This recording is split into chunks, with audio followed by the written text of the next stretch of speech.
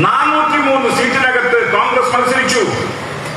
ആ 403 സീറ്റിനകത്ത് മത്സരിക്കാൻ എന്ത് കോപ്പ കോൺഗ്രസ് ചെയ്യുന്നത്? മത്സരിച്ച 97% സീറ്റിലും കെട്ടിവെച്ച കാശ് പോലും കോൺഗ്രസ് കിട്ടിയില്ല.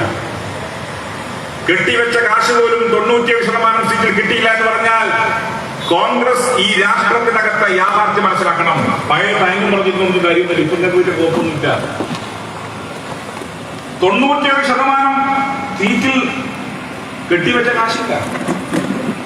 യഥാർത്ഥത്തിൽ ഒരു മതനിരപേക്ഷ രാഷ്ട്രീയ പ്രസ്ഥാനമായി കോൺഗ്രസ് നിലനിന്നിരുന്നുവെങ്കിൽ, ഇന്ത്യയിലെ മതേതര പാർട്ടികളെ യോജിപ്പിക്കാൻ കോൺഗ്രസ് നേതൃത്വം കൊടുത്തിരുന്നെങ്കിൽ ഒരു സംശയവും വേണ്ട, ബിജെപിയുടെ നില പരുമല്ലാകുമെന്ന് മാത്രമല്ല, യുപിയിൽ ഒരു നേരിയ ഭൂരിപക്ഷത്തിലെങ്കിലും ഒരു തൂക്ക് പാർലമെന്റിൽ തൂക്ക് നിയമസഭയിലൂടെ അഖിലേഷ് യാദവ് എന്ന മതേതര പാർട്ടിയുടെ നേതാവിന് അധികാരത്തിൽ വരാൻ സാധിക്കുമായിരുന്നു.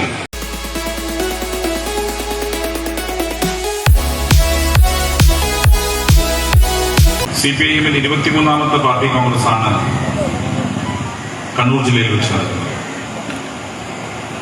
100 വർഷം രൂപീകരിക്കപ്പെട്ട കമ്മ്യൂണിസ്റ്റ് പാർട്ടിയുടെ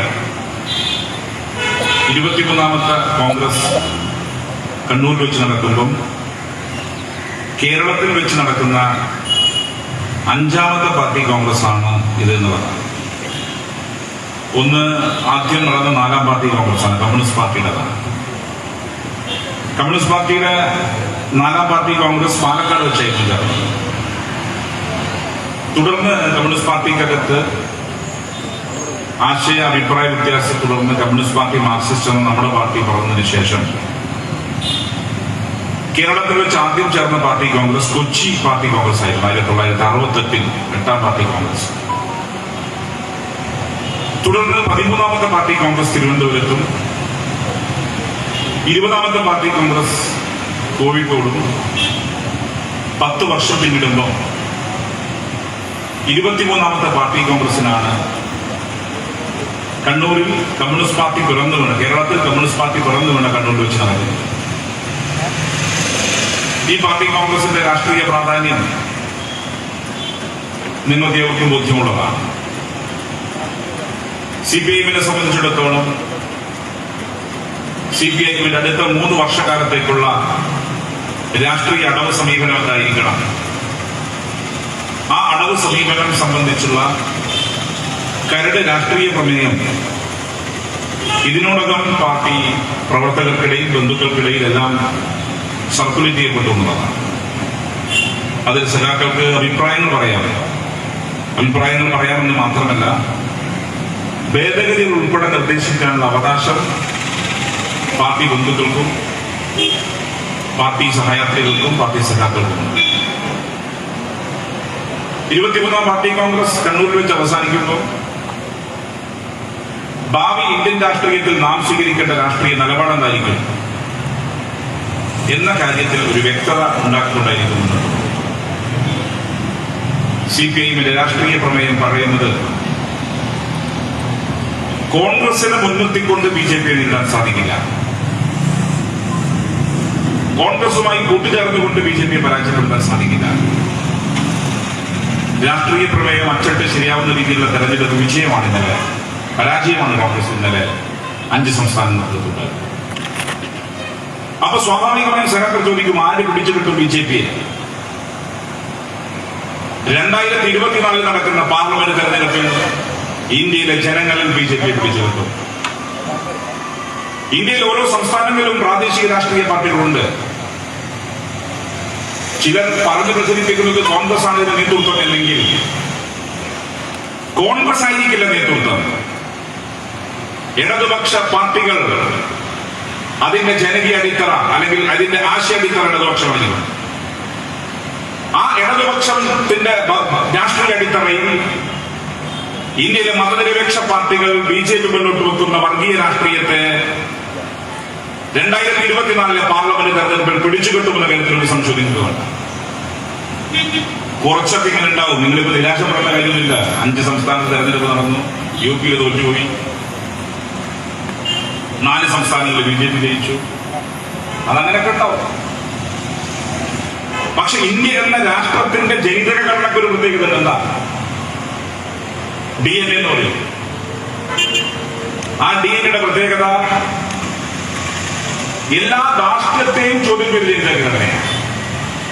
ഇപ്പൊ ഞാനൊക്കെ ജനിക്കുന്നതിന് മുമ്പായിരുന്നു അടിയന്തരാവസ്ഥ. അടിയന്തരാവസ്ഥ നടപ്പിലാക്കപ്പെട്ടു, തുടർന്ന് തെരഞ്ഞെടുപ്പ്. നല്ല തലച്ചവരെന്ന് വന്നിരിക്കുന്നു, അവർക്ക് ഓർമ്മയുണ്ടാവും. കോൺഗ്രസിന്റെ അധികാരത്തൊക്കെ തകരുമെന്നാരെങ്കിലും ധരിച്ചോ?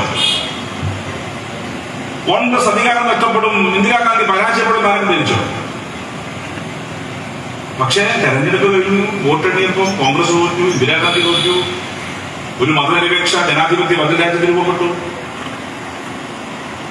ഇപ്പൊ നോക്കുമ്പോൾ നിങ്ങൾക്കൊന്നും കാണുന്നത് ഇത് ആര് നയിക്കോ പറഞ്ഞ ചോദ്യമല്ലേ? ഇതാരാണ് ഈ പയ്യന്മാർ പിടിച്ചിട്ട്? അടിയന്തരാവസ്ഥക്ക് ശേഷം നടക്കുന്ന തെരഞ്ഞെടുപ്പിന്റെ ഘട്ടത്തിലും ഇതുപോലെയായിരുന്നു. ആര് പിടിച്ചു കെട്ടും ഇന്ത്യയെ? ഈ കൊതിച്ചോടുന്ന ഇന്ത്യന്റെ ആകാശത്തെ ആര് കടന്നു നിർത്തുമെന്ന ചോദ്യമായിരുന്നു ജനങ്ങൾക്ക് മുൻപാകെ ഉയർന്നുവെങ്കിൽ അന്ന് ഇന്ത്യയിലെ ജനങ്ങൾ ഇന്ദിരാഗാന്ധിയെ പിടിച്ചുകെട്ടി കോൺഗ്രസിനെ പരാജയപ്പെടുത്തിയെങ്കിൽ ഈ രാജ്യത്തിന്റെ ജനാധിപത്യ സംവിധാനത്തെ തകർത്തു ദുർബലമാക്കി മുന്നോട്ട് പോകുന്ന നരേന്ദ്രമോദിയെ പിടിച്ചുകെട്ടാൻ ഇന്ത്യയിലെ ജനങ്ങൾ മുന്നിട്ടിറങ്ങും എന്ന കാര്യത്തിൽ ഒരു സംശയവുമില്ല. അതിന് ഇന്ത്യയിൽ ഓരോ സംസ്ഥാനത്തെ പ്രാദേശിക രാഷ്ട്രീയ പാർട്ടികളുണ്ട്. ഇപ്പോ BJP UP-യിൽ മത്സരിച്ചു, BJPയുടെ സീറ്റ് കുറഞ്ഞു, വോട്ടിംഗ് പെർസെന്റേജ് കൂടി. പക്ഷേ BJP ജയിച്ചു എന്ന് പറയുമ്പോൾ BJPയുടെ കൈവശമുള്ള കാശ് എത്രയാണ്? കാശിന്റെ കൊളവളപ്പിൽ പണം കൊണ്ടുപോയി പമ്പ് ചെയ്യുകയാണ്. അങ്ങനെ വിലക്കെടുപ്പിന്റെ വിഷയമാണ്. അങ്ങനെ വിലക്ക് വഴങ്ങാത്ത ഒരുപാട് ജനങ്ങൾ ഇന്ത്യയിലുണ്ട് എന്നതിന്റെ സൂചനയാണ് ഉത്തർപ്രദേശിലെ സമാജ്വാദി പാർട്ടിയുടെ അഖിലേഷ് യാദവിന്റെ വിജയം സൂചിപ്പിക്കുന്നത്. അഖിലേഷ് യാദവ് 3 അക്കം പിന്നിട്ടു. UP-യിലെ തെരഞ്ഞെടുപ്പിനകത്ത് എന്തുകൊണ്ട് BJP ജയിച്ചു എന്ന ചോദ്യത്തിന്റെ ഉത്തരം BJPയുടെ സോഷ്യൽ എഞ്ചിനീയറിംഗ് ആണ്. അവരുടെ സാമൂഹിക ഘടനക്കകത്ത് അവർ ഉണ്ടാക്കിയ ചില ഇടപെടലുകളാണ്. ഇന്ത്യയിലെ മതനിരപേക്ഷ പാർട്ടികൾ ഭിന്നിപ്പിക്കപ്പെട്ടു, മതനിരപേക്ഷ വോട്ടുകൾ ഭിന്നിച്ചു. യഥാർത്ഥത്തിൽ ഈ 5 സംസ്ഥാനങ്ങളിലെയും തെരഞ്ഞെടുപ്പിന്റെ ഫലം ഇന്ത്യയിലെ മതേതര പാർട്ടികളെ വളരെ വ്യക്തമായ പുനർവിചിന്തനത്തിന് വിധേയമാക്കുമെന്നതാണ്. ഇപ്പോ കോൺഗ്രസ് ആണ് ഒരു വലിയ പാർട്ടി. UP-യിലെ സീറ്റിന്റെ എണ്ണം 403. ഇവിടുത്തെ വിഷയമൊക്കെ നമ്മുടെ കർഷക സംഘത്തിന്റെ സംസ്ഥാന കമ്മിറ്റി അംഗം KC ഞങ്ങളുടെ നേതാവ് അദ്ദേഹം പറയും, ഇവിടെ വിഷയം വികസനം രാത്രി ഞാനത് കുറച്ച് കാര്യം പറയും. അതൊക്കെ സഹോദരൻ KC വിട്ടുള്ളൂ. നിങ്ങൾക്കിപ്പോ താല്പര്യം ഉണ്ടാകാൻ എന്താ സുഖീനതായിരിക്കും. 403 സീറ്റിലെ കോൺഗ്രസ് മത്സരിച്ചേ. കോൺഗ്രസ്സുകാർ പറയുന്നുണ്ടല്ലോ പേടികളാണ് എന്റെ നിന്നോ നോക്കി. ഇവിടെ വന്നവർ പറയുന്നത് നിങ്ങളെല്ലാവരും ഞങ്ങളെ നിന്ന് പറയണം. 403 സീറ്റിനകത്ത് കോൺഗ്രസ് മത്സരിച്ചു. ആ 403 സീറ്റിനകത്ത് മത്സരിക്കാൻ എന്ത് കോപ്പ കോൺഗ്രസ് ചെയ്യുന്നത്? മത്സരിച്ച് 97% സീറ്റിലും കെട്ടിവെച്ച കാശ് പോലും കോൺഗ്രസ് കിട്ടിയില്ല. കെട്ടിവെച്ച കാശ് പോലും 97% സീറ്റിൽ കിട്ടിയില്ല എന്ന് പറഞ്ഞാൽ കോൺഗ്രസ് ഈ രാഷ്ട്രത്തിനകത്തെ യാഥാർത്ഥ്യം മനസ്സിലാക്കണം. പഴയ ടൈമും പറഞ്ഞിട്ടൊന്നും കാര്യമൊന്നുമില്ല. ഇപ്പം വീട്ടിൽ കോപ്പൊന്നുമില്ല. 97% സീറ്റിൽ കെട്ടിവെച്ച കാശില്ല. യഥാർത്ഥത്തിൽ ഒരു മതനിരപേക്ഷ രാഷ്ട്രീയ പ്രസ്ഥാനമായി കോൺഗ്രസ് നിലനിന്നിരുന്നുവെങ്കിൽ, ഇന്ത്യയിലെ മതേതര പാർട്ടികളെ യോജിപ്പിക്കാൻ കോൺഗ്രസ് നേതൃത്വം കൊടുത്തിരുന്നെങ്കിൽ ഒരു സംശയവും വേണ്ട, BJPയുടെ നില പരുമല്ലാകുമെന്ന് മാത്രമല്ല, UP-യിൽ ഒരു നേരിയ ഭൂരിപക്ഷത്തിലെങ്കിലും ഒരു തൂക്കുപാർലമെന്റിൽ തൂക്ക് നിയമസഭയിലൂടെ അഖിലേഷ് യാദവ് എന്ന മതേതര പാർട്ടിയുടെ നേതാവിന് അധികാരത്തിൽ വരാൻ സാധിക്കുമായിരുന്നു. കോൺഗ്രസ് ഒന്നില്ല. കോൺഗ്രസ് ഞങ്ങൾ തന്നെ വമ്പന്മാര്. ഇപ്പൊ BJP ആഫീസിൽ തൂക്കുന്ന ചിത്രം എന്നറിയാം. BJP ആഫീസ് നമ്മളൊക്കെ നാട്ടിലുണ്ടല്ലോ, മുത്തപ്പൻ ഈ വീടിന്റെ ഐശ്വര്യം എന്ന് പറഞ്ഞ പോലെ BJP ആഫീസിൽ തൂക്കുന്ന ഫോട്ടോ KC കൊണ്ടുപോകുന്ന ഫോട്ടോ. ഇതാണ് ഉപദേശം. സോണിയാഗാന്ധി, രാഹുൽ ഗാന്ധിക്കും പ്രിയങ്ക ഗാന്ധിക്കും കൂടെ മുഖ്യ ഉപദേശകൻ നമ്മുടെ നാട്ടുകാരനാണ്. ഉപദേശിച്ചൊരു വൈകാരിക. അതുകൊണ്ട് എന്റെ പ്രസംഗം എവിടുന്നെങ്കിലും ശ്രമിക്കുന്ന കോൺഗ്രസ് ഉണ്ടെങ്കിൽ ഒറ്റ കാര്യങ്ങൾ പറയാം, ചങ്ങായി കൊണ്ട് വിളിച്ചോ, എന്നാൽ നിങ്ങൾ രക്ഷപ്പെടും. ഞങ്ങൾ നിങ്ങൾ തകർന്നു പോകണമെന്ന് ആഗ്രഹിക്കുന്നു. ഞങ്ങൾക്ക് ഞങ്ങളുടെ കയ്യിൽ ഇന്ത്യയിലെ എല്ലാ സംസ്ഥാനത്തും ഞങ്ങൾക്ക് സ്വാധീനമില്ല. പക്ഷെ നിങ്ങൾ മനസ്സിലാക്കണം, ഇന്ത്യയിലെ എല്ലാ സംസ്ഥാനത്തും സ്വാധീനമില്ലാത്ത കമ്മ്യൂണിസ്റ്റ് പാർട്ടി മാർക്സിസ്റ്റ് മുന്നോട്ട് വെക്കുന്ന രാഷ്ട്രീയത്തെയും CPM-നെയുമായിരുന്നു BJP കടന്നാക്രമിച്ചത്. UP-യിൽ ഞങ്ങൾ മത്സരിച്ചു. UP തെരഞ്ഞെടുപ്പിനകത്ത് യോഗി ആദിത്യനാഥ് ആക്രമിച്ചത് ഞങ്ങളെയായിരുന്നു. UP തെരഞ്ഞെടുപ്പിൽ യോഗി ആദിത്യനാഥ് ആക്രമിച്ചത് കേരള ഭരണത്തെയായിരുന്നു. നരേന്ദ്രമോദി വിമർശിച്ചത് ഇടതുപക്ഷ രാഷ്ട്രീയത്തെയായിരുന്നു. നരേന്ദ്രമോദിയും യോഗി ആദിത്യനാഥും കടന്നാക്രമിക്കുമ്പോൾ ഞങ്ങൾക്കെന്ത് പ്രത്യേകതയില്ലേ? ഞങ്ങളങ്ങനെ ഇന്ത്യയിലെ എല്ലാ സംസ്ഥാനങ്ങളിലും പറന്ന് മന്ത്രിച്ചെടുക്കേണ്ട മഹാപ്രസ്ഥാനമൊന്നുമല്ല. ശക്തിയുണ്ട്, ശക്തി ചോർന്നിട്ടുണ്ട് ജനങ്ങൾക്ക്. പക്ഷെ ഐഡിയോളജിക്കൽ അപ്പോസിഷൻ, പ്രത്യയശാസ്ത്ര പ്രതിപക്ഷങ്ങളാണ്. ഈ രാജ്യത്തിപ്പോഴും BJP ഭയപ്പെടുന്നത് ഈ ചെങ്കൊടിയെയാണ്. ഈ ചെങ്കൊടിക്ക് ഇന്ത്യയിലെ എല്ലാ ഗ്രാമങ്ങളിലും ഒരുപോലെ സ്വാധീനമുണ്ടായിരുന്നെങ്കിൽ ഒരു സംശയവും വേണ്ട, കൊരങ്ങനെയും എടുത്ത് നിയമസഭയിൽ പോകുന്ന ഈ യോഗി ആദിത്യനാഥ് കൊരങ്ങനെയും കൊണ്ട് കാട്ടിപ്പോകുമായിരുന്നു. ഞാനത് സ്വാധീനമില്ലാതെ പോയി. ഈ 5 സംസ്ഥാനത്തിലെ 4 സംസ്ഥാനത്തും BJP ജയിച്ചു. ഒരു സംസ്ഥാനത്ത് പഞ്ചാബിൽ ആപ്പ് ജയിച്ചു. കാണിക്കുന്ന മെസ്സേജ് എന്താ? നൽകുന്ന മെസ്സേജ് കോൺഗ്രസിന് ബദലായി BJPക്ക് ബദലായി ഒരു മതേതര ബദലുണ്ടെങ്കിൽ ആ മതേതര ബദലിനെ പിന്നിൽ അണിനിരക്കാൻ ഇന്ത്യയിലെ ജനങ്ങൾ തയ്യാറാണെന്നുള്ളതാണ്. അതുകൊണ്ട് തീർച്ചയായും ഇന്ത്യയിലെ ജനങ്ങൾ ഒരു മതേതര ബദലിന് പിറകിൽ അണിനിരക്കുമെന്ന് എനിക്കൊരു സംശയവുമാണ്. 2024 ഇന്ത്യയിലെ ജനങ്ങൾ നോക്കുന്നു. 2024 മോഡിയുടെയും യോഗി ആദിത്യനാഥിന്റെയും ഈ ജനാധിപത്യ വിരുദ്ധ ഗവൺമെന്റിനെയും ജനാധിപത്യ വിരുദ്ധ പാർട്ടിയെയും നേരിടാൻ ഇന്ത്യയിലെ ജനങ്ങൾ ഒറ്റക്കെട്ടായി മതനിരപേക്ഷ പ്ലാറ്റ്ഫോമിൽ അണിനിരന്നുകൊണ്ട് നേരിടും. ഒരു സംശയം ഉറപ്പിച്ചു പറയാം, ഒരു കാര്യം ഉറപ്പിച്ചു പറയാം, 2024 ഒരു മതനിരപേക്ഷ പ്രധാനമന്ത്രി ഇന്ത്യയിൽ ഉണ്ടാകും. അത് ചരിത്രം വെച്ച് പറയുന്നതാണ്. ഇന്ദിരാഗാന്ധി തോറ്റു, ധാർഷ്ട്യത്തിനെതിരെ തിരിച്ചടി. അതുപോലെ മോഡിയുടെയും യോഗി ആദിത്യനാഥിന്റെയും ധാർഷ്ട്യത്തിന് ഇന്ത്യയിലെ ജനങ്ങൾ 2024 പാർലമെന്റ് തെരഞ്ഞെടുപ്പിൽ മറുപടി പറയുന്നത് എനിക്ക് സംശയമില്ല. അവരിപ്പോ നടപ്പിലാക്കുന്ന കാര്യങ്ങളെല്ലാം പൂർണ്ണമായും ജനാധിപത്യ വിരുദ്ധ. ഇവരെങ്ങനെ ഇപ്പൊ ജയിച്ചറിയോ? എല്ലാ സംവിധാനങ്ങളും കാൻഷി റാമിന്റെയും മായാവതിയുടെ ഒരു പാർട്ടി ഉണ്ടായിരുന്നു, ബഹുജൻ സമാജ് പാർട്ടി. ആ പാർട്ടി ഇപ്പോൾ ഉണ്ട്, പൊടി പോലും കാണാനില്ല. എൻഫോഴ്സ്മെന്റ് ഡയറക്ടറേറ്റ് ഉപയോഗപ്പെടുത്തിക്കൊണ്ട് ബഹുജൻ സമാജ് പാർട്ടിയുടെ നേതാക്കന്മാരെ നിർവീര്യമാക്കി, ആ പാർട്ടിയുടെ പിന്നിൽ അണിനിരന്ന വിവിധ വോട്ടുകൾക്കകത്ത് ഭിന്നിപ്പുണ്ടാക്കി, അതിനകത്തെ വോട്ട് BJP പാളയത്തിലെത്തിച്ചു. നിങ്ങൾ ആലോചിക്കണം, ഈ രാജ്യം നേരിടുന്ന കനത്ത വെല്ലുവിളി BJP എന്ന രാഷ്ട്രീയ പ്രസ്ഥാനവും RSSന്റെ പ്രത്യയശാസ്ത്ര മുഖവും യോജിച്ച് തെരഞ്ഞെടുപ്പ് നേരിടുമ്പം അവർ ഭരണകൂട സംവിധാനത്തെ പൂർണ്ണ ഉപയോഗിക്കുന്നുള്ളതാണ്. അതാണ് എൻഫോഴ്സ്മെന്റ് ഡയറക്ടറേറ്റ്, അതാണ് CBI, അതാണ് IT. ഇങ്ങനെയുള്ള എല്ലാ സംവിധാനങ്ങളെയും ഉപയോഗപ്പെടുത്തിക്കൊണ്ട് എൻഫോഴ്സ്മെന്റ് ഡയറക്ടറേറ്റിനെയും ഇൻകം ടാക്സിനെയും അതുപോലെ തന്നെ CBI എന്ന് പറയുന്ന കേന്ദ്രഭരണ സംവിധാനത്തെയും ഉപയോഗപ്പെടുത്തിക്കൊണ്ട് ഇന്ത്യയിലെ മതനിരപേക്ഷ രാഷ്ട്രീയ നേതൃത്വത്തെ ഭയപ്പെടുത്തിയാണ് BJP ഇപ്പൊ 5 സംസ്ഥാനങ്ങളിൽ 4 ജയിച്ചത്. ഞങ്ങൾ എപ്പോഴും ചോദിക്കുന്നു, നേരാമണ്ഡം തെരഞ്ഞെടുപ്പിൽ നേരിടാൻ BJPക്ക് ധൈര്യമുണ്ടോ? പിന്നെ വർഗീയത, ഡിവൈസീവ് പൊളിറ്റിക്സ്, വിഭാഗീയതര രാഷ്ട്രീയം, ഹേറ്റ് പൊളിറ്റിക്സ്, വെറുപ്പിന്റെ രാഷ്ട്രീയം. ആ വെറുപ്പിന്റെ രാഷ്ട്രീയവും വിഭാഗീയതര രാഷ്ട്രീയവും ഇന്ത്യയിൽ പ്രചരിപ്പിച്ച് മുന്നോട്ട് പോകുന്നു BJP. അതിലൂടെ നേടിയതല്ല. ഈ നേട്ടം ഉണ്ടാവില്ല. ലോകത്തെമ്പാടും ഇത്തരം നവലിഭരണ നയത്തിന്റെ വക്താക്കൾ, ഇത്തരം പ്രതിരോധതയുടെ വക്താക്കൾക്ക് തിരിച്ചടിയേൽക്കുന്നുവെങ്കിൽ നിങ്ങൾ ട്രംപ് തോറ്റില്ലേ? ട്രംപിന്റെ എളിയാപ്പന്റെ മോനാണ് മോഡി. ഡൊണാൾഡ് ട്രംപ് തോറ്റെങ്കിൽ അതിന് സമാനമായി നരേന്ദ്രമോദി യുഗവും ഇന്ത്യയിൽ അവസാനിക്കുമെന്ന പൂർണ്ണ വിശ്വാസം ഞങ്ങൾക്കുണ്ട്. കാരണം ഇന്ത്യയിലെ ജനങ്ങളിൽ ഇടതുപക്ഷം വിശ്വാസമർപ്പിക്കുന്നു. എല്ലാ കാലത്തും മതനിരപേക്ഷതയ്ക്കെതിരെ നിന്നുകൊണ്ട് വർഗീയത പ്രചരിപ്പിച്ച് മുന്നോട്ട് പോകാൻ സാധിക്കില്ല. ജനങ്ങളുടെ ജീവിത പ്രയാസങ്ങൾ, ജനങ്ങൾ പ്രയാസത്തിലാണ്. ഹ്യൂമൻ ഡെവലപ്മെന്റ് ഇൻഡെക്സ്, മനുഷ്യ വികസന സൂചിക നോക്കുമ്പോ ഏറ്റവും ജനങ്ങൾ പിറകിൽ നിൽക്കുന്ന സംസ്ഥാനമാണ് UP. മനുഷ്യ വികസന സൂചികയിൽ എല്ലാ അർത്ഥത്തിലും ജനങ്ങൾ ദുരിതപൂർണമായ നയസമീപനങ്ങൾ സ്വീകരിച്ച് മുന്നോട്ട് പോകുമ്പം ആ ദുരിതം പേറുന്ന ജനങ്ങൾ ബാലറ്റിലൂടെ മറുപടി പറയുന്ന കാലം വിദൂരമല്ല. അതുകൊണ്ടാണ് ഞങ്ങൾ ഉറപ്പിച്ച് പറയുന്നത് 2024 ഒരു ജനാധിപത്യ മതേതര ബദൽ ഉയർന്നു വരും. UP 80 പാർലമെന്റ് സീറ്റുള്ള 403 നിയമസഭാ സീറ്റുള്ള മണ്ഡലമാണ്, സംസ്ഥാനമാണ്. അവിടെ താൽക്കാലികമായി BJPക്ക് നേട്ടമുണ്ടാക്കാൻ കഴിയുന്നത് മാത്രമല്ല, 1955 ശേഷം ഒരു രാഷ്ട്രീയ പ്രസ്ഥാനം തുടർച്ചയായി ഭരണത്തിലേക്ക് എത്തുന്ന സംസ്ഥാനവും UP ആണ്. അത് വർഗീയത കുത്തിവെച്ച, വർഗീയത വരുമ്പോൾ നമുക്ക് കണ്ണും കാതും കേൾക്കൂല. എങ്ങനെ മുസ്ലിമിനെ കൊല്ലാം, എങ്ങനെ ദളിതനെ കൊല്ലാം എന്ന ചിന്ത മാത്രം ഉണ്ടാകും.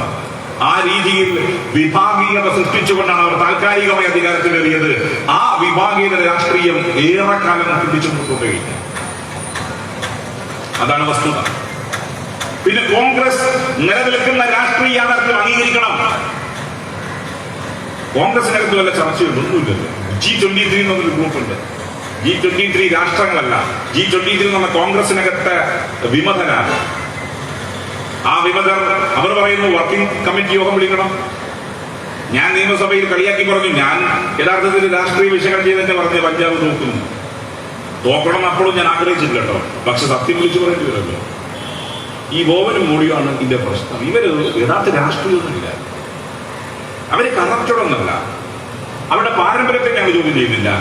ഈ രാജ്യത്തിന് വേണ്ടി ഏറ്റവും ത്യാഗം സഹിച്ച കുടുംബത്തിന് തർക്കവുമില്ല. പക്ഷേ രാഷ്ട്രീയത്തെ സജീവമായി കൈകാര്യം ചെയ്യാൻ രാഹുൽ ഗാന്ധിയും പ്രിയങ്ക ഗാന്ധിയും മുന്നോട്ട് വരണം.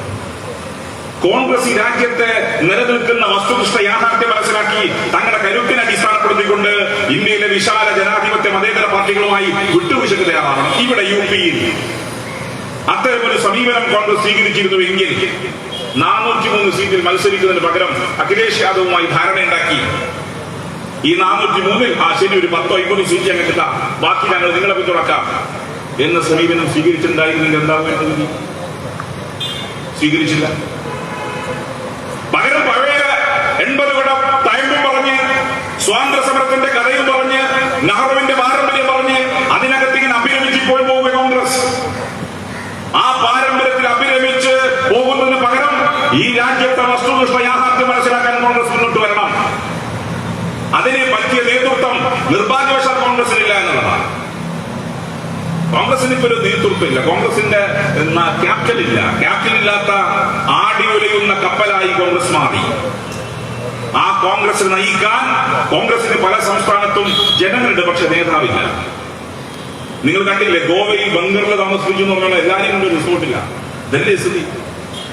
അപ്പൊ ഇന്ന് രാവിലെ ഞാൻ പോയി യുക്രൈനിൽ ഒരു കുട്ടിയെ കാണാൻ. അപ്പൊ ഞാൻ അവളുടെ മോള് ചോദിച്ചു, ഭയങ്കര പ്രയാസമാണെന്ന് പറഞ്ഞു. ബംഗറിലായിരുന്നു. അതുപോലെയാ ഗോവയിലെ ഈ കോൺഗ്രസ് ഈ 5 സംസ്ഥാന നിയമസഭയിലെ തെരഞ്ഞെടുപ്പിന്റെ വോട്ടെടുപ്പിനേക്കാൾ മുമ്പ് കോൺഗ്രസിന്റെ നിയമസഭാ സ്ഥാനാർത്ഥികളെ കൊണ്ടുപോയി റിസോർട്ട് കളിപ്പിച്ചു. ഒരു കണക്കിന് കോൺഗ്രസ് ലാഭം, പൈസ ലാഭമായി. തോറ്റോട്ട് ഇനി താമസിപ്പിക്കേണ്ട പ്രശ്നം.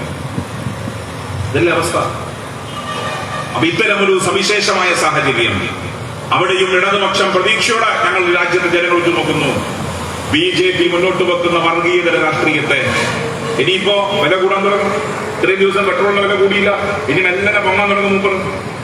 5 സംസ്ഥാനത്തെ നിയമസഭാ തെരഞ്ഞെടുപ്പുള്ളത് കൊണ്ട് പെട്രോളിന്റെയും ഡീസലിന്റെയും പാചകവാതകത്തിന്റെ വില കൂടിയില്ല. ഇനി മെല്ലെ മെല്ലെ നാളെ മുതൽ പൊന്താൻ തുടങ്ങും. എന്താ പറയാ, ഉക്രൈൻ യുദ്ധം എന്നാ പറയാ. ഈ ഉക്രൈൻ യുദ്ധമാണ്. ഇന്നിപ്പോ യാദൃശികമായി ഒരു നിർമ്മാണ കമ്പനിക്കാരനെ കണ്ടപ്പോൾ പറഞ്ഞു, സഖാവെ കമ്പിയുടെ വില കൂടിക്കൊണ്ടിരിക്കുക, സിമന്റിന്റെ വില കൂടിക്കൊണ്ടിരിക്കുക. കമ്പിയുടെയും സിമന്റിന്റെയും വില മാത്രമാണെങ്കിൽ നാളെ മുതൽ പെട്രോളിന്റെയും ഡീസലിന്റെ വില കൂടി ജനങ്ങളെ കൂടുതൽ ദുരിതത്തിലേക്ക് തള്ളിവിടുന്ന സമീപനങ്ങളുമായി BJP മുന്നോട്ട് പോകും. അതുകൊണ്ട് അവർക്കെതിരായിട്ടുള്ള യോജിച്ച പ്രക്ഷോഭം ഈ രാജ്യത്ത് അണിനിരത്താൻ നമുക്ക് ശ്രദ്ധിക്കണം. ആ നിലയിലേക്കുള്ള യോജിപ്പിന്റെ പ്രക്ഷോഭത്തിന് ഇടതുപക്ഷം നേതൃത്വം കൊടുക്കും. അതിന്റെ ഭാഗമാണ് ഈ വരുന്ന 28, 29 തീയതികളിൽ സംയുക്ത ട്രേഡ് യൂണിയനുകൾ നടത്തുന്ന പണിമുടക്ക് സമരം. രാജ്യത്തെമ്പാടും വലിയ പ്രക്ഷോഭങ്ങൾ ഉയർന്നു വരുന്നു. ആ പ്രക്ഷോഭത്തിന്റെ മുഖത്ത് നിങ്ങൾ ചോദിക്കും, നിങ്ങൾ ഇങ്ങനെയൊക്കെ സമരം നടത്തി എന്നിട്ട് BJP ജയിക്കുന്നില്ല. പർച്ചേസ്ഡ് വിദ്യ, ജനവിധി പണം കൊടുത്തു വാങ്ങിക്കുക, പണത്തിന്റെ പിൻബലത്തിൽ ആളുകളെ ഭയപ്പെടുത്തി കൂടെ നിർത്തിക്കുകയാണ്. പക്ഷേ എല്ലാ കാലത്തും ഭയപ്പെടുത്തി നിങ്ങളുടെ കൂടെ അണിനിരത്താൻ നിങ്ങൾക്കാവില്ല. കാലം നിങ്ങളെ ഒരു സംശയവും വേണ്ട, കാലം നിങ്ങളെ ഇതിന് മറുപടി നൽകുന്നതിന്. അത് 2022 തുടർന്നു. ഇവിടെ ഇപ്പോ നമ്മുടെ പാർട്ടിയെ സംബന്ധിച്ചിടത്തോളം 23ാം പാർട്ടി കോൺഗ്രസ് ചേരുന്ന കേരളത്തിൽ ഇന്ത്യയിലെ CPI-നെ സംബന്ധിച്ചിടത്തോളം ഞങ്ങൾക്ക് കയറ്റം ഉറപ്പുണ്ടായിട്ടുണ്ട്. ഇപ്പൊ കുറച്ച് അർത്ഥത്തില്ല. ഇറക്കം കഴിഞ്ഞ ഒരു കയറ്റം കിട്ടും, അല്ലാണ്ട് ഒരേ ഇറക്കല്ല. ഇപ്പം കുറച്ച് അർത്ഥത്തിൽ തന്നെയാണ്. ഇറക്കത്തിലാണെന്ന് പറയുമ്പോഴും ഇന്ത്യയിലെ BJP എന്ന രാഷ്ട്രീയ പാർട്ടി ഭയപ്പെടുന്ന ചെങ്കൊടിയാണ്. അതാണ് UP തെരഞ്ഞെടുപ്പിന്റെ ഘട്ടത്തിൽ നമുക്ക് നേരെ രൂക്ഷമായ കടന്നാക്രമണമായി അവർ കടന്നു വന്നത്. ഞങ്ങൾക്ക് നേരെ അവർ ആക്ഷേപങ്ങൾ ചോദിച്ചുകൊണ്ടിരിക്കുന്നു. ഞങ്ങൾ മുന്നോട്ട് വെക്കുന്ന പ്രത്യയശാസ്ത്ര ബദലിൽ അവർ ഭയപ്പെടുന്നു. അതുകൊണ്ട് നമ്മുടെ പാർട്ടിയെ തകർക്കാൻ ആസൂത്രിത ശ്രമം നടക്കും. വലിയ ശ്രമം ഉണ്ടാവും. വലിയ രീതിയിൽ CPM മുന്നോട്ട് വെക്കുന്ന രാഷ്ട്രീയത്തെ തകർക്കാൻ, ദുർബലപ്പെടുത്താൻ ശ്രമം നടക്കും. ഇവിടെ ബദലുകളില്ല എന്ന് പറയുന്നിടത്ത് ബദലുകളുണ്ട്. അതാണ് കേരളം. ഇന്ത്യയിലെ എല്ലാ സംസ്ഥാനങ്ങളിലും ആഗോളവൽക്കരണ നയത്തിന്റെ ഭാഗമായി ജനം ദുരിതം പേറി മുന്നോട്ട് പോകുമ്പോൾ അതിന്റെ ബദലെവിടെ? അതാണ് ഒരു സംശയവും വേണ്ട. ഇപ്പൊ നമ്മളിപ്പോ രണ്ടാം ഘട്ടമാണ് ഭരണം. ഒന്നാം പിണറായി 2016 വന്നു, രണ്ടാം പിണറായി 2021 വന്നു. നമ്മൾ 5 വർഷം കഴിഞ്ഞ് 6-ാം വർഷം. വികസനം ഇല്ലാന്ന് പറയാൻ പറ്റുമോ? എന്തൊക്കെ മാറ്റേണ്ട എന്ന് നമ്മളെ കുറിച്ചിട്ടാണല്ലോ. ഊർ വന്ന കുറച്ച് പെൻഷൻ കിട്ടും, വേറെ കാര്യമൊന്നുമില്ല. ഇതല്ലേ സാമൂഹിക ക്ഷേമ പെൻഷൻ കൊടുക്കുന്ന സഖാക്കള്, വേറെ കാര്യമൊന്നുമില്ല. ഇതായിരുന്നില്ലേ നമ്മളെ കുറിച്ച് പറഞ്ഞത്? ഇതാണോ ഇപ്പോ? സാമൂഹിക ക്ഷേമ പെൻഷൻ മാത്രമല്ല, സാമൂഹിക ക്ഷേമ പെൻഷനോടൊപ്പം തന്നെ വികസന പ്രവർത്തനങ്ങൾക്ക് ഊന്നൽ കൊടുത്ത സർക്കാർ, അതാണ് പിണറായി സർക്കാർ. ഞാനത് MLA, നിങ്ങൾക്കറിയാലോ. ഞാൻ ഓരോന്നായി പറയാം എന്തൊക്കെ നടന്നത്. എല്ലാം ഞാൻ പറഞ്ഞാൽ ഞാൻ പലപ്പോഴും 5ാമത്തെ പറഞ്ഞായിരിക്കും, ഇപ്പോഴാണ് 1ാമത് എത്തിയത്. അടുത്ത പ്രസംഗിക്കാൻ DC ഒക്കെ ഇരിക്കുന്നുണ്ട്. അപ്പൊ ഇപ്പൊ എല്ലാ പോയിന്റും പറഞ്ഞ് നമ്മളെന്ത് പറയാന്നില്ല. ഇവിടെ കുറച്ച് ഭാഗം മാത്രമേ പറയുന്നത്. എന്ത് സ്ഥിതി? ഈ നാട്ടിൽ വികസനത്തിലെ ദേശീയപാത വികസനം എടുക്കുക, എന്താ സ്ഥിതി? ഞാൻ ഒരു കാര്യം പറയാം. 2026 രണ്ടാം പിണറായി സർക്കാരിന്റെ കാലാവധി പൂർത്തീകരിക്കപ്പെടുമ്പോൾ ഒരു സംശയവും നിങ്ങൾക്ക് വേണ്ട. കാസർഗോഡ് മുതൽ തിരുവനന്തപുരം വരെ ദേശീയപാത 4 വരി 6 വരി പാതയാകും. 4ഉം 6ഉം. അപ്പൊ BJP-ക്കാരല്ല ഇവിടെ ഉത്തര കേന്ദ്രം എന്ത് കേന്ദ്രം? കേന്ദ്രം എന്ന് നിങ്ങൾ ഭരിക്കുന്നത് ശരിയാ, പക്ഷേ കേന്ദ്രത്തിന്റെ ഭാഗത്തെ സംസ്ഥാനം ഇക്കാലം അത്രയും നടക്കാത്ത വികസന പ്രവർത്തനം എങ്ങനെ നടന്നു? അതിന്റെ ഉത്തരം കേരളത്തിന്റെ പ്രത്യേകത. കേരളം ഒരു വരയാണ്. റോഡിന് ഇരുവശവും ജനങ്ങൾ ഇഴനിർന്ന് താമസിക്കുന്ന സ്ഥല. ഇവിടെ വികസന പ്രവർത്തനം നടപ്പിലാക്കുമ്പോൾ സ്വാഭാവികമായും ഭൂമി ഏറ്റെടുക്കേണ്ടി വരും. തുച്ഛ വില കൊടുത്ത് ഭൂമി ഒഴിവാക്കാൻ പറ്റില്ല. അങ്ങനെ വരുമ്പം അവർക്ക് ന്യായമായ വില കൊടുത്താൽ അവർ ഒഴിവാകും. കേന്ദ്ര ഗവൺമെന്റ് പറഞ്ഞു ഭൂമിയുടെ വില ഞങ്ങൾ 70% തരാം, 20 നിങ്ങൾ വയ്ക്കണം. ഇത്രയും കാലം ഒരു ഗവൺമെന്റ് നേതൃത്വം കൊടുത്തില്ലെങ്കിൽ 1ാം പിണറായി സർക്കാർ 2016 അധികാരം ഏറ്റെടുത്തു. ഏറ്റവും ആദ്യം അദ്ദേഹം കാണാൻ പോയത് മോഡിക്കൊപ്പം നിതിൻ ഗഡ്കരിയെ. ഗഡ്കരിയോട് മുഖ്യമന്ത്രി പറഞ്ഞത് ദേശീയപാത വികസനമാണ് ഞങ്ങളുടെ ഊന്നൽ, ഞങ്ങളെ സഹായിക്കണം. വില ഒക്കുന്നില്ല. അത് പറഞ്ഞു ഭൂമിയുടെ വില നിങ്ങളുടെ സംസ്ഥാനം ഇന്ത്യയിലെ മറ്റ് സംസ്ഥാനങ്ങളിൽ വ്യത്യസ്തമാണ്. എന്ത് ചെയ്യും? ഭൂമി ഏറ്റെടുക്കാൻ 7600 കോടി രൂപ സംസ്ഥാനം നൽകി കിഫ്ബിയിലൂടെ. എന്താ KIIFB? Kerala infrastructure investment fund board. ആ കിഫ്ബിയെ പാരവെച്ച് നിർമ്മിക്കാൻ നശിപ്പിച്ച പഹയന്മാരെ കോൺഗ്രസും BJP. കിഫ്ബിക്ക് പാരവെച്ചില്ലേ? കിഫ്ബി ഓഡിറ്റിന് വിധേയമാക്കണമെന്ന് പറഞ്ഞ് പ്രശ്നം ഉണ്ടാക്കിയില്ലേ? ഈ Kerala infrastructure investment fund board എന്ന ആ വികസനത്തിലൂടെ നടപ്പിലാക്കിയ ആ ബോർഡിനെ അതിനെ തകർക്കാൻ നിങ്ങൾ ആലോചിക്കണം. വികസന വിരുദ്ധവും എന്ന് പറയാൻ കാരണം ഒരു ഭാഗത്ത് വികസനത്തിന് വേണ്ടി കേരളത്തിനകത്ത് കിഫ്ബി രൂപീകരിച്ചപ്പോ അതിന് പാരവെച്ചു കോൺഗ്രസ്, അതിന് പാരവെച്ചു BJP. എന്നാൽ കേന്ദ്രം ഭരിക്കുന്ന BJP കഴിഞ്ഞ ബജറ്റിനകത്ത് പ്രഖ്യാപിച്ചു നിർമ്മല സീതാരാമൻ കിഫ്ബി പോലെ പുറത്തുനിന്ന് കടമെടുക്കാൻ സാധിക്കുന്ന ഒരു പദ്ധതിയെ കുറിച്ച് ഞങ്ങൾ ഗൗരവമായി ആലോചിക്കുന്നു. ആ കിഫ്ബി രൂപീകരിച്ചത് കൊണ്ട് 7500 കോടി രൂപ പുറത്തുനിന്ന് കണ്ടെത്തി. ആ പണം ഉപയോഗിച്ചുകൊണ്ട് ഭൂമിക്ക് വേണ്ടി ആർക്ക് കാശ് നൽകി? ആള് കാശ് നൽകി എന്ന് പറഞ്ഞാൽ വെറുതെ കൊടുത്ത് ഒഴിവാക്കാനല്ല. അവന് പുനരധിവാസത്തിന് ആവശ്യമായ കാശ് ഇടതുപക്ഷ ജനാധിപത്യത്തിന് ഗവൺമെന്റ് നൽകി. അങ്ങനെ വന്നപ്പോ അവൻ ഭൂമി വിട്ടു നിന്നു. അങ്ങനെയാണ് ഉണ്ടായത്. നിങ്ങളിപ്പോ ഇത് സ്റ്റേറ്റ് ഹൈവേ ആണ്. നിങ്ങൾ വെറുതെ ഒന്ന് തളിപ്പറമ്പ് ഇങ്ങോട്ട് വരിക, തലശ്ശേരി ഭാഗത്തേക്ക്, അല്ലെങ്കിൽ വെറുതെ കോഴിക്കോട്ടേക്കോ പോവോ, എല്ലാവർക്കും പണി നടക്കുക. എങ്ങനെയാ പണി നടക്കുന്നത്? ഇച്ഛാശക്തിയുള്ള ഒരു ഗവൺമെന്റ്, ഇച്ഛാശക്തിയുള്ള രാഷ്ട്രീയ നേതൃത്വം കേരളത്തിന്റെ അധികാരത്തിൽ വന്നപ്പോ ഭൂമി ഏറ്റെടുക്കാൻ ഞങ്ങൾ കാശ് കൊടുക്കും, പുറത്ത് ഞങ്ങൾ കണ്ടെത്തും. ആ പുറത്തുനിന്ന് പണം കണ്ടെത്തി ഭൂമി സർക്കാർ പൊന്നും വില കൊടുത്തു വാങ്ങി. അതിലൂടെയാണ് പ്രിയപ്പെട്ടവരെ ദേശീയപാത വികസനം യാഥാർത്ഥ്യമായത്. എന്തെല്ലാം ഭാര്യനല്ലേ? മലപ്പുറത്ത് ദേശീയപാതയ്ക്ക് വേണ്ടി ഭൂമി ഏറ്റെടുക്കുമ്പോൾ അല്ലാഹു അക്ബർ നിസ്കാര റോട്ടും വന്നു. പ്രതിഷേധം.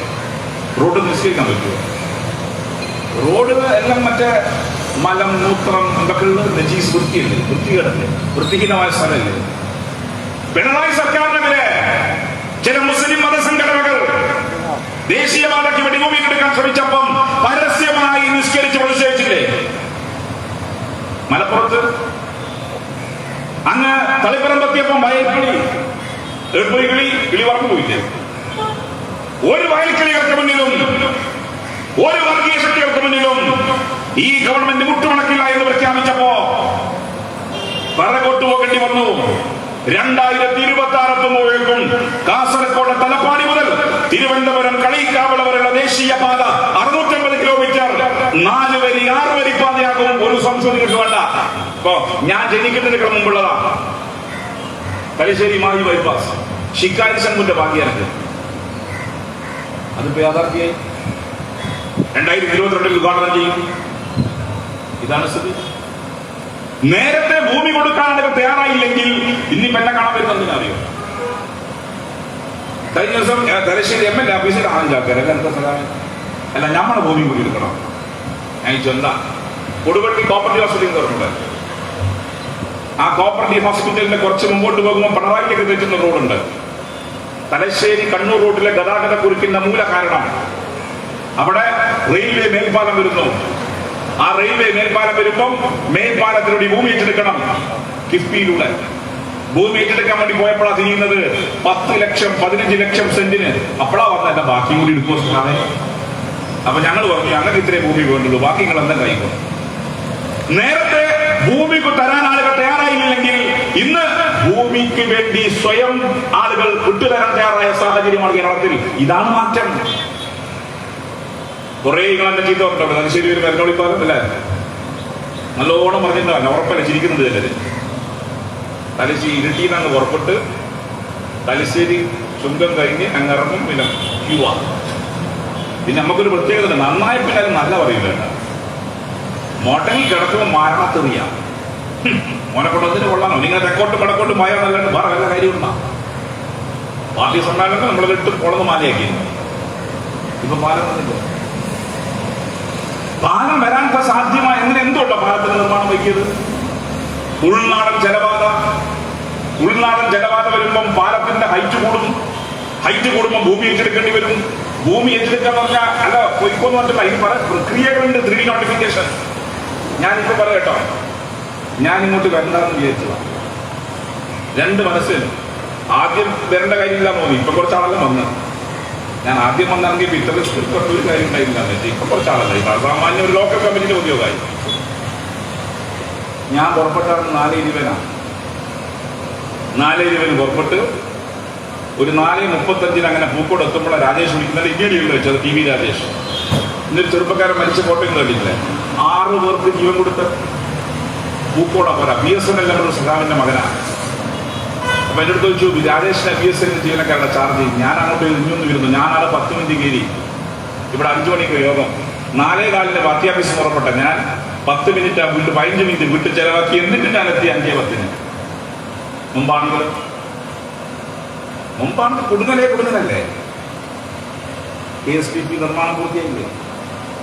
തലശ്ശേരി വളവുപാറ റോഡ് നിർമ്മാണം പൂർത്തിയായി. മാർച്ച് മാസത്തോടുകൂടി കേരളത്തിന്റെ ബഹുമാനപ്പെട്ട മുഖ്യമന്ത്രി നാടിന് സമർപ്പിക്കാൻ പോകുന്നു.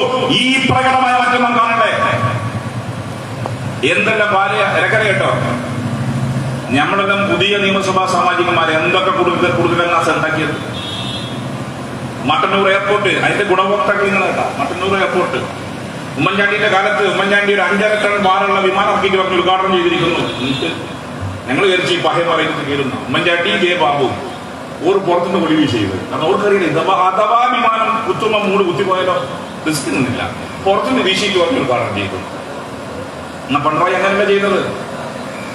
പിണറായി മട്ടന്നൂർ എയർപോർട്ടിൽ നിന്ന് വിമാനം ഉദ്ഘാടനം ചെയ്തു. പിണറായി നമ്മുടെ എല്ലാം വിമാനം കയറിപ്പോയി. ഇത് മാറ്റല്ലേ? വിമാനത്താവളം ഉദ്ഘാടനം ചെയ്തു. അതിൽ പിണറായി സർക്കാരിന് പങ്കുണ്ട്. ഇനി K ഫോൺ എന്താ K ഫോൺ? മെല്ലോന്റെ കയ്യിൽ മൊബൈൽ ഫോണല്ലേ അല്ലേ? ഞാനിപ്പോ പ്രസംഗം ബോറാകുന്ന നിങ്ങൾക്ക് കാര്യം എന്ത് ചെയ്യാം? മുമ്പാണെങ്കിൽ പ്രസംഗം ബോറാകുമ്പോൾ എല്ലാം ഓരോരുത്തരും എണീച്ചു പോകും. ചിലരാണ് ആ വീട് കയറും. ഇപ്പം പ്രസംഗം ബോറാകുന്ന ഒരു പ്രശ്നമില്ല. വെറ്റിലന്റെ കൊണ്ട് 100 പെട്ടെന്ന് ചെയ്യാം. ചാറ്റിങ് നിങ്ങളെ ശരീരം ഫേസ്ബുക്കിലാണ്. നെറ്റാ.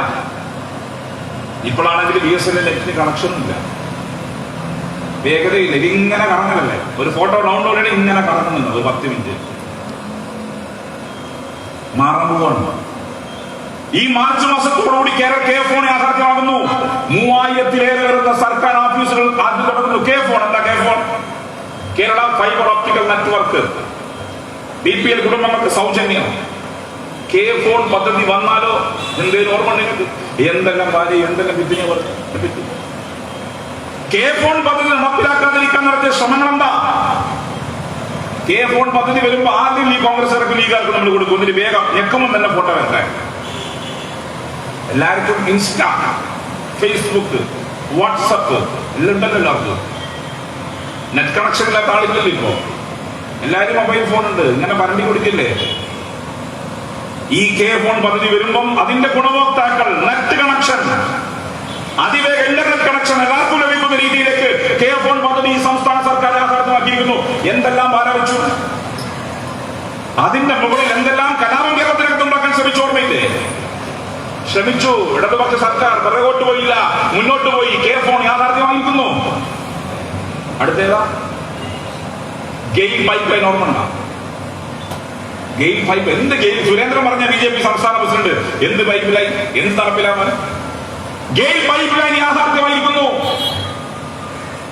ഇനി പുരയില് വെള്ളം വരുന്ന പോലെ പൈപ്പ് തുറന്ന ഗ്യാസ് കിട്ടും. മറ്റത് ഇങ്ങനെ വരേണ്ട കാര്യമില്ല.